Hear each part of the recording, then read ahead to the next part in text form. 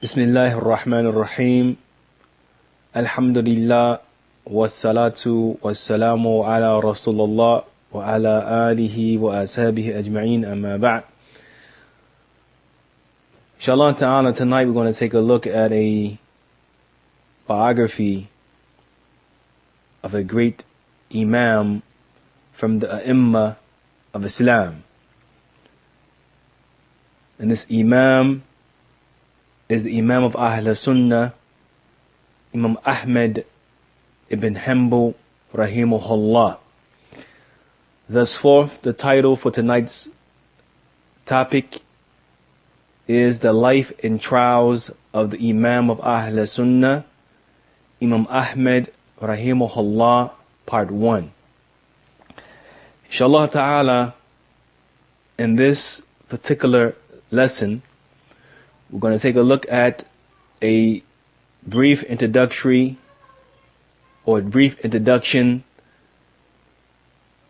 and brief overview of the birth of this great Imam, his scholars, those who narrated from him, his travels, his great memory, his description and how he looked, as well as what is said about him from the Imam of Islam. This great Imam, Imam Ahmad rahimahullah, he has some well-known books such as Al-Musnad and Araddu ala Zanadiqa wal Jahmiyyah. And of course, one of the most famous amongst all of us, Usul Sunnah. And this was the book that led me to understand or to embrace this da'wah, a da'wah salafiyya. So in other words, this great Imam, the Shaykh, I consider him to be my Shaykh. It was his kalam that led me to the haqq. When I opened that tremendous book and it said, أصول السنة عندنا التمسك بما كان عليه أصحاب رسول الله واقتداء بهم إلى الآخر كلامه. Just as Sheikh Shanqiti rahimahullah, one of the great Imams and teachers of Sheikh Rabi' ibn Hadi Madkhali hafidhahullah from the area of Mauritania, as Sheikh ibn Baz rahimahullah gave him the Majmu' Fatawa of Ibn Taymiyyah, and Sheikh Shanqiti rahimahullah, he said that he made i'tikaf with that for 1 month, and it was that convinced him to accept a da'wah salafiyya. So before we talk about this great Imam, we have to make some introductory remarks. Because he is from the Imam, the scholars, and he is the Imam of Ahl Sunnah. So we have to look at what's important about the scholars, what Allah subhanahu wa ta'ala and His Messenger sallallahu alayhi wa sallam mentioned about the scholars. Because before we look at his life in detail, which we're going to talk about in part 2, the mihna, the trial he went through, as relates to the Jahmiyyah saying the Quran is created. And we know from the belief of Ahl Sunnati wal Jama'ah is that the Quran kalam Allah wa laysa makhluq. So we have to look at this, the beginning of his life first, some brief remarks, and the importance of the scholars so we can know why he did what he did.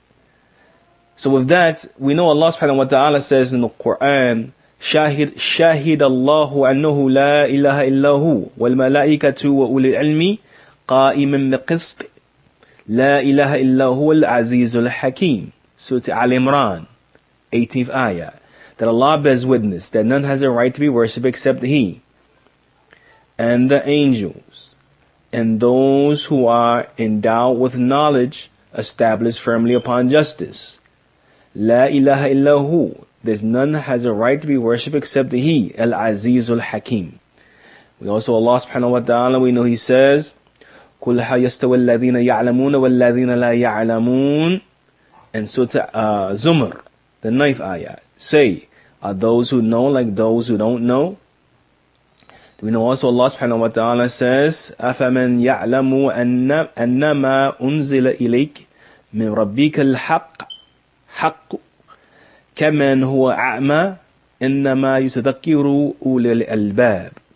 So Allah says also in Surah Ra'd, the 19th ayat, in relation to those who know, those scholars, are they like those who know, know the revelation that's been sent down from their Rabb?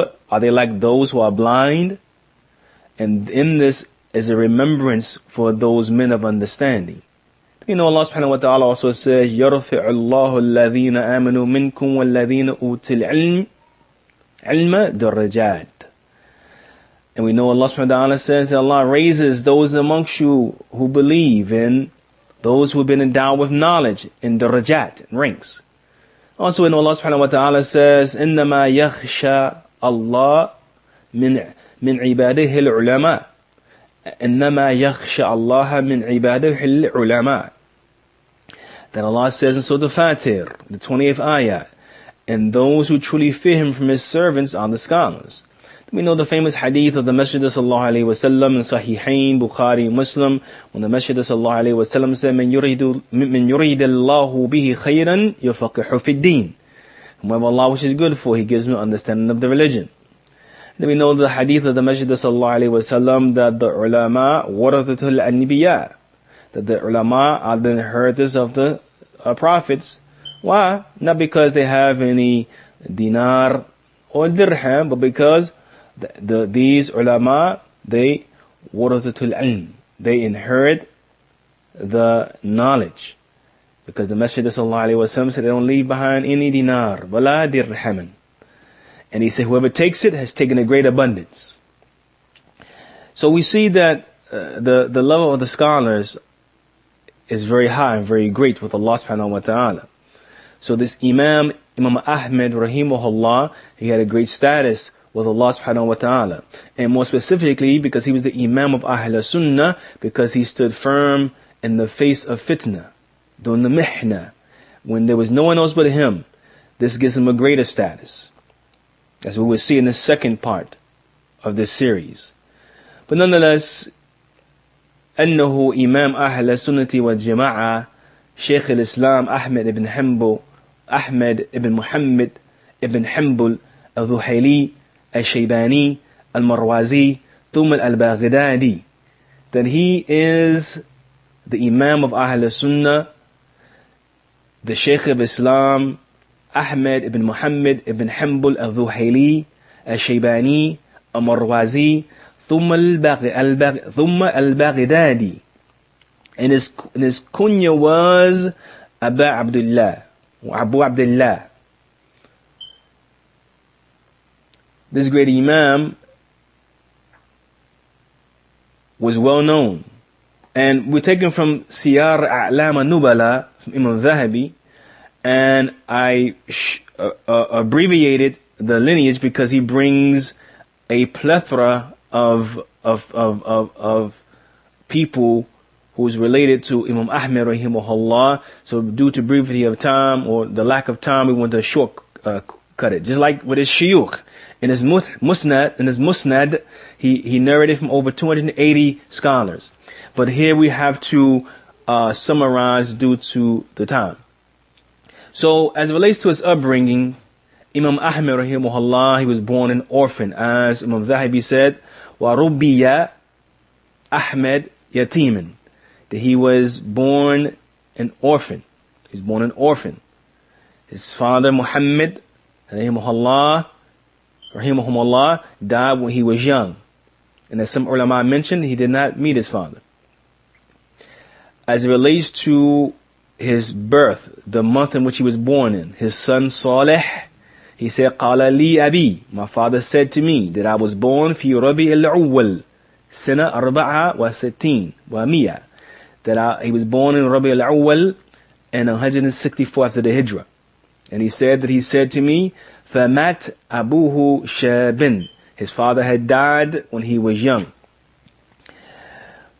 But we have another narration that Zahabi brings, that his son Abdullah, the son of Ahmad, and also from Ahmad ibn Abi Khudayma, Khuzaymah, who said that Imam Ahmad rahimahullah was born in Rabi al-Akhir. But then we have another narration Zahabi brings that coincides with the first one, that Abu Dawood, meaning Abu Dawood as-Sajistani, one of the great compilers of the hadith of the Messenger sallallahu alaihi wasallam from the Sunan. He said that he heard سمعت يعقوب الدوراقي say that he heard Ahmad, سمعت Ahmad يقول, Ahmad say that he was born in the month of Rabi al-Awwal, in the month of Rabi al-Awwal, in the year 40 و60 و100, 164 after the Hijrah. And this is what most ulama say, Rabi al-Awwal, and Allah Ta'ala a'lam. But 164 after the Hijrah. And this is equivalent to the Gregorian calendar of 780. 780. As far as his shuyukh, his scholars are concerned, Imam Zahabi said that طالب العلم وهو ابن 15 سنة في العامة الذي مات فيه مالك وحماد بن زيد. He said that Imam Ahmad rahimahullah, he sought hadith at the age of 15. And in it was the year that Imam Malik died, the great Imam of Medina. So you can see that there was some great Imam living. Abu Dawood, Imam Malik, also you're going to find Tirmidhi, and Nasa'i, Muslim, Bukhari, Yahya bin Ma'in, wa kadhalik. So from his scholars, and we're going to mention only a few, Hushaym ibn Bashir, also Sufyan ibn Uyayna al-Halali, and Al-Walid ibn Muslim, and Abdul Razzaq, and Abi Na'im, and Muhammad ibn Idris al-Shafi'i, rahimahumullah. May Allah have mercy upon all of them. And Ali ibn al-Madini, Ali ibn al-Madini, and Abi Bakr ibn Abi Shayba. These were some of the shuyukh of Imam Ahmad, rahimahullah. And we've mentioned a few of them. We go back again, because as I mentioned, he has 280 shuyukh he narrated from in the Musnad. And here Imam Zahabi brings almost seems like all of them. Hushaym ibn Bashir, Sufyan ibn Uyayna al-Halali, Al-Walid ibn Muslim, Muhammad ibn Idris al-Shafi'i, Abdul Razzaq, Abi Na'im, Ali ibn al-Madini, Abi Bakr ibn Abi Shayba. As relates to those who narrate from him, he said, then therefore, who narrated from him was Bukhari. And also, who narrated from him was Muslim and Abu Dawood, meaning Abu Dawood as-Sajistani,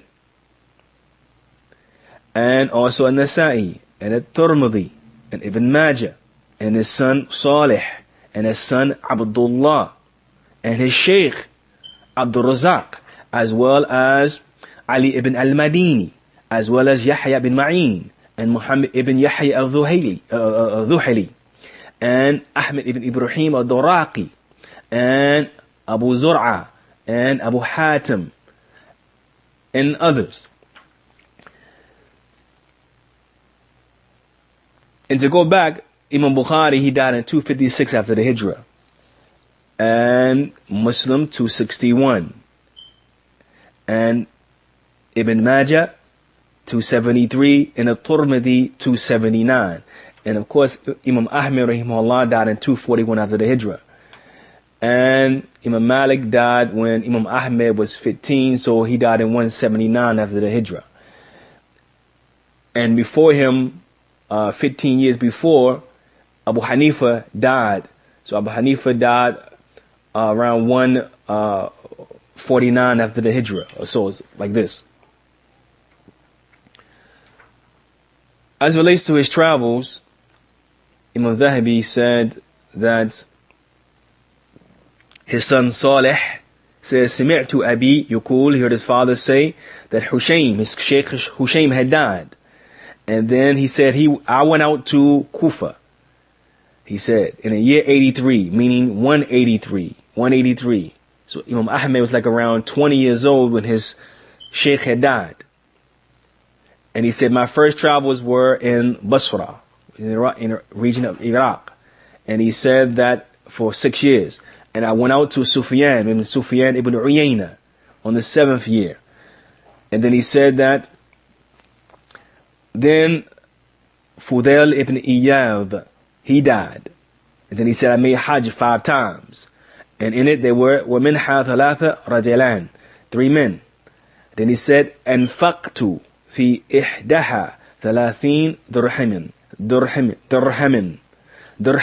Then he said that in one of those Hajjs I spent 30 dirham. Then he said, then came Ibn al-Mubarak. He said, in the year of Tas'in wa Sab'ina, in 79, meaning 179. So Ahmad was 15. Imam Ahmad, rahimahullah, was 15. And then he said, I first heard from Hushaym. That's his first sheikh. And then he said, فَذَهَبْتُ إِلَى الْمَجْلِسِ Ibn al-Mubarak. Then after that, I went to the cities of al-Mubarak. Ibn al-Mubarak, which he was, young still at the time, 15. Then he said, I went out to Tarasus, which I believe is in the middle of Turkey. And then he said, and then I wrote from Hushaym more than 3,000 ahadith. 3,000. Keep in mind, between the age of 15 and 20, when the sheikh died, he had over 3,000 ahadith that he wrote from him. And keep in mind, Imam Ahmad said in a narration that I did not compile a hadith or memorize a hadith, I did not act upon. And he memorized over 1 million ahadith, as we're going to see, inshallah.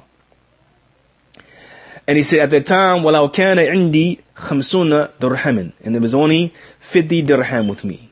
Then he said, I heard from سمعت أبي. He said, then Salih said, سمعت أبي يقول, I heard my father say. Then كتبت, I wrote from Ibrahim ibn Sa'ad. As relates to his description, how he looked, it was said by Ibn Dhurih al-Ukbari, that he وكان شيخا مخضوبا طوالا أسمر شديدا سمورا. That Ibn Dhurih al-Ukbari, he said that Imam Ahmad rahimahullah was very tall and severely tanned. And also it was reported that Muhammad ibn Abbas, the grammarian, said that I saw Ahmad ibn Hanbal and he had a handsome face. رأيت Ahmad ibn Hanbal حسن الوجه. And then also it said he had black hairs in his lihya, in his beard. And then he said he's seen Ahmad رأيت ثيابه غلاظ بيضاء, and he had a extremely white thobe. رأيته معتما وعليه إزار, and he was dark and had an izar on. As it relates to his manners or his characteristics, is also Imam Zahabi brings that al-Marudhi, he said that رأيت أبا عبد الله إذا كان في بيت عامة جلوسه مترابعا خاشعا. That he said that I saw Abu Abdullah, and he was in a general bait, I guess teaching, and he mentioned that he was sitting cross-legged, humble. As it relates to his hifz, his memorization, he said, Salih, the son of Ahmad, from his father, that he said that Mat Hushaym, that his Sheikh Hushaym had died. Wa ana ibnu Ashreen sana, and I was 20 years old. And he said, I memorized from him. He said, Ma sami'tu minhu, what I heard from him. So at that time, he memorized 3,000 hadith from him. Also, as it relates to his hifz, it was asked to Abu Zur'a, one of his shuyukh, who has memorized more, you or Ahmed. He said, Bel Ahmed. Rather, Ahmed has. So his own sheikh said that Ahmed has memorized more than me. As it relates to his journey, he said that Salih said that سمعت أبي يقول, that I heard from my father, he said that I went out to Kufa. And he said that, and when he went out to Kufa, which is in the region of Iraq, that he had his head on a brick, meaning that this is how he lived, and as a student of knowledge. It was not an easy road. Like Sheikh Muqbil rahimahullah, it was said that he used to keep bread in a hole in the wall. And when he go back to eat it, when he saved some of it, he would find spiders and dust and dirt on it, and he would wipe the spiders off and the dust and dirt off, and he would eat it. And sometimes he didn't have anything. And this is the life of the tulab, of the student, the students. The talib is going to have a rough road. It's not going to be easy, as we seen in the life of Sheikh Muqbil rahimahullah, especially there in the Maj and in other places where you find the students having hardships along the way. So Imam Ahmad, he said that his head was upon a brick, and he said, then I made Hajj, and he says, then I'd return back illa ummi, to my mother, and did not seek her permission. As relates to his family life, his marrying is, Imam Ahmad Hanbal said, which is, I believe, his cousin Ishaq, he says, سمعت أبا عبد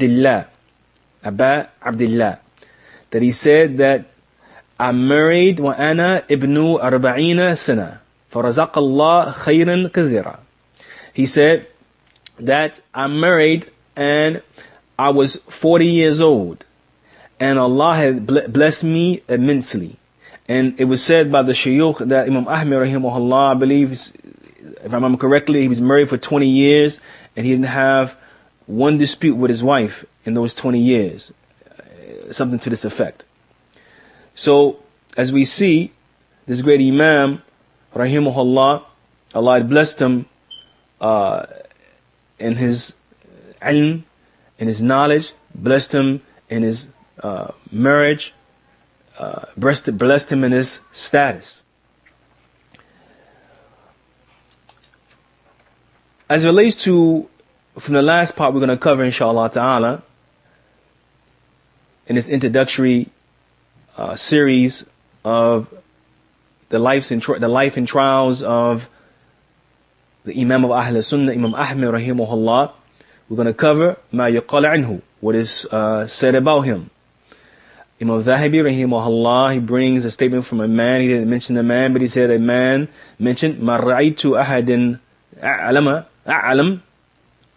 بفقه I'm sorry, ما رأيت أحدا أعلم بفقه الحديث ومعانيه من أحمد. He said that a man said, I have not seen anyone more knowledgeable in the fiqh of hadith and its understanding than Ahmad, than Ahmad.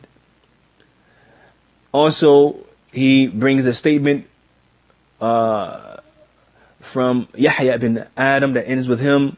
He says, يقول Ahmad ibn Hanbal imamuna, that Ahmad ibn Hanbal rahimahullah, he is our imam. Also, he brings a statement in relation to Imam Ahmad, what they say about him, from Amr ibn al-Abbas, where he said that سمعت عبد الرحمن ibn Mahdi, that I heard Abdul Rahman ibn Mahdi mention ashab al-hadith, people hadith. And then he said the most knowledgeable of them, أعلمهم, the most knowledgeable of them بحديث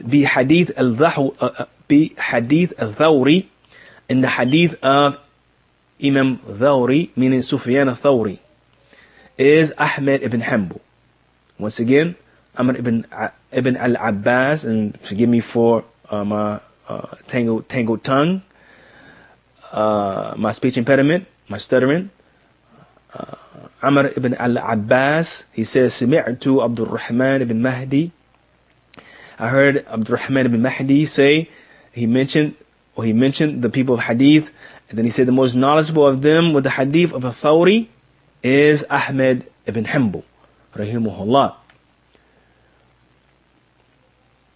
And then he also brings a narration that ends with Yahya al-Qattan, where he said that there's not proceeded upon us anyone similar to these two men, Ahmad and Yahya ibn Ma'in.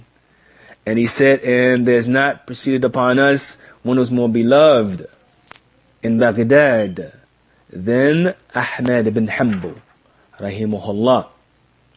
Also, he brings another narration that says from Abbas al-Dawri, where he says, عندنا أحمد بن حنبل ويحيى بن معين وأبو خذيمة ومعيتي وكذلك. He mentioned that there's with us is Ahmad ibn Hanbal and Yahya ibn Ma'in and Abu Khudayma and others. And then he also mentions Abu Asim. And he said, then he mentioned a group from the people, from the other scholars. Then he said, but I do not see anyone similar than this youth. Meaning, Imam Zahabi said, Ahmad ibn Hanbal. Ahmad ibn Hanbal. He was a young man. Keep this in mind. Young man. Then he brings another narration that it mentions that there's no one like in the two cities, meaning Basra and Kufa, that is more honorable than Ahmad ibn Hanbal. And then inshallah ta'ala we're going to close it up with maybe one or two statements. He brings another statement that ends with Muhina ibn Yahya, where he said that he had seen قد رأيت ibn Uyayna وواقعي. Waqi'i was one of the